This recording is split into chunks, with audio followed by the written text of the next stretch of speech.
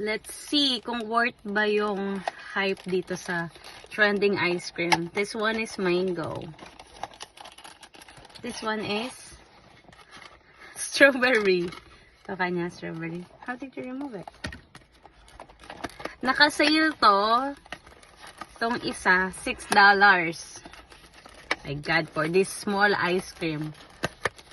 Tikman natin kung worth ba yung $6 para dito sa maliit na ice cream na to.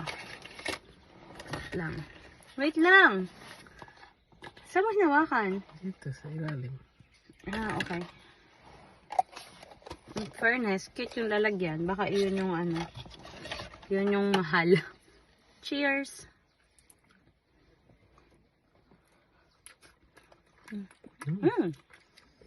Aha.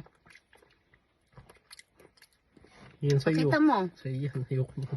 Pick mama. Ayoko. Lasang mango naman na may milk. Okay, masarap. Tikam? Ayoko. Patikim! Ay, yan yung pinili mo. Eh, syempre gusto ko mango eh. Tikim.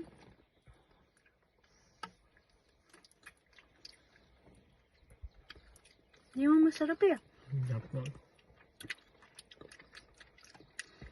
Tagatin mo kasi.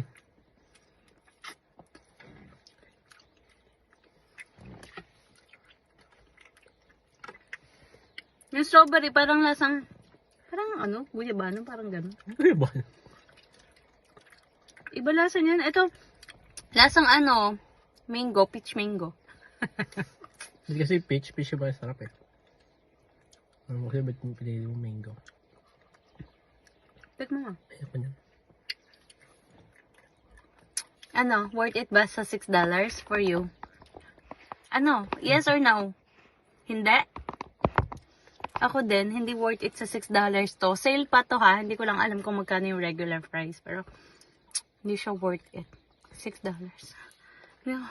Kasi kung box ng trumpet na to eh. Ano lang. Bye.